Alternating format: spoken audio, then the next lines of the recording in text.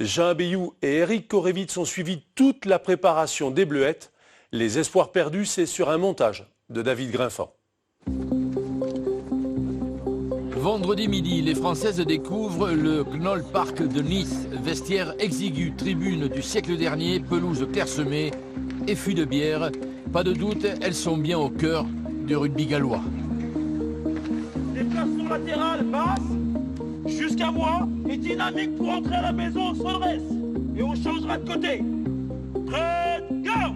Normalement, la séance est réservée à l'entraînement du capitaine, mais la veille, victime d'un énorme bouchon en région parisienne, les filles ont mis plus de 3 heures pour joindre Marcoussis et l'aéroport. Changement de programme donc, il faut réveiller les muscles, c'est le domaine du très démonstratif Jean-Marc Panzou. Parfait, parfait! C'était un petit travail donc aérobie, donc l'objectif c'était vraiment qu'elle se déverrouille un petit peu et qu'elle se sente vraiment bien pour entamer le Captain Run et surtout pour être vraiment bien demain. Pour ce premier match hors de France, le staff a reconduit le même groupe et le même 15. L'expérience d'un déplacement pour certaines, la nouveauté pour d'autres. Il y a un groupe jeune pour partie, même s'il y a un noyau quand même expérimenté. Mais voilà, ça crée un petit peu de friction dans le groupe et donc c'est un moment important pour la construction de ce collectif. Un coup d'envoi, une trichée de mêlée et on ferme. Pas plus de 300 de jeu et c'est fermé. Et à chaque fois on fait les débiles, on y va à fond. Donc maintenant responsabilisons-nous. On échange beaucoup, on est un groupe, c'est pas une joueuse qui dirige tout, c'est vraiment un groupe, il y a un groupe de leaders, il y a des filles qui ont de l'expérience, d'autres qui en ont un peu moins. Donc voilà, il y a des filles qui elles sont jeunes en plus, donc elles ont juste l'envie, nous on va juste leur demander de jouer, de donner leur maximum et on s'occupera de gérer tout le reste. C'est pas la même pression que quand on joue en France, mais oui il y a une petite pression, surtout que c'est le 3e match, il faut pas qu'on passe à côté, donc une pression supplémentaire. Oui. Le soir, à l'hôtel, juste après le dîner, la télé galloise diffuse le match des moins de 20 ans joué au nord de la Principauté. Comme le 15 de France, la veille, les Bleuets s'inclinent à leur tour. Une piqûre de rappel. Un voyage donc de tous les dangers les attend sur la côte sud. Il est 8h30 le samedi quand les filles partent pour la traditionnelle balade matinale.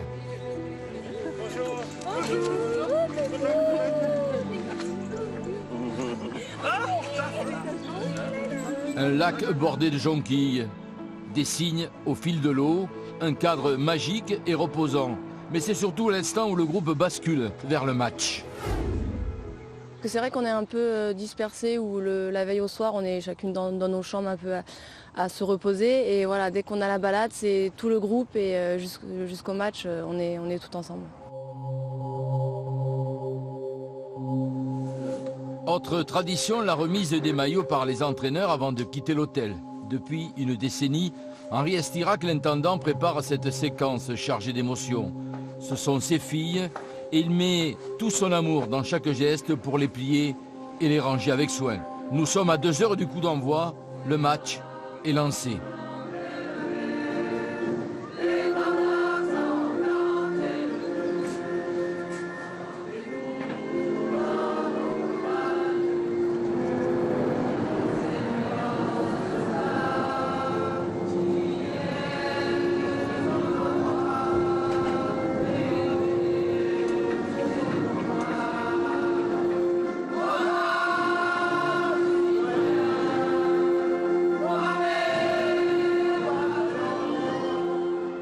Un match piège donc confirmé dès la 5e minute sur cette attaque galloise. L'arrière Iwil intercalé place l'accélération qui surprend la défense tricolore et c'est en coin 5-0.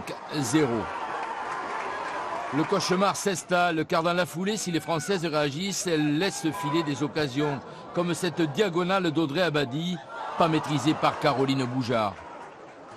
Les filles s'appuient ensuite sur la puissance de leur mêlée pour égaliser.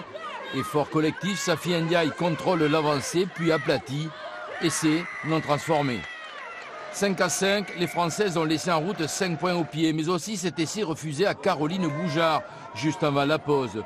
Partie d'une conquête en touche, la 3 carrelle de Montpellier se mêle au jeu des avants et plonge dans l'embut. L'arbitre canadienne Rose Labrèche, aussi bien placée que notre caméra ne valide pas l'essai, sévère. Ce qui nous manque, c'est la disponibilité et l'efficacité au niveau des rucks. Elles nous contrent bien sur les rucks, elles nous font vite tomber pour nous empêcher de jouer vite et de dynamiser le jeu. Il faut que nous soyons plus efficaces au jeu au sol et que la NAF nous anime ça un peu plus vite.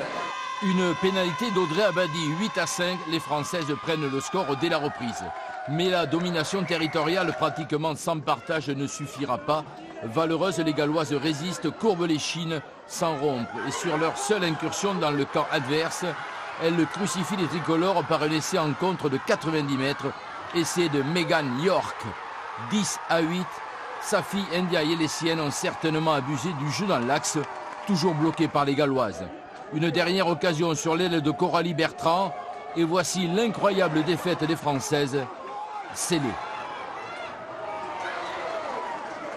C'est une équipe qui est largement à notre portée, donc là on est un peu sous le choc. Après voilà, on n'a pas fait ce qu'il fallait pour l'emporter. Elles ont été agressives, elles nous ont ennuyé toute la partie. L'objectif ce sera d'aller chercher les 2 victoires et puis de se servir de ce match-là pour pas y réitérer la performance, quoi, pour faire mieux et j'espère que ça se reproduira pas. C'était l'erreur de l'année et ce sera fini quoi après. En 3 jours, le Pays de Galles a donc noyé tout espoir de grand chelem pour tout le rugby français. Reste à présent un objectif, terminer premier. Et le week-end prochain,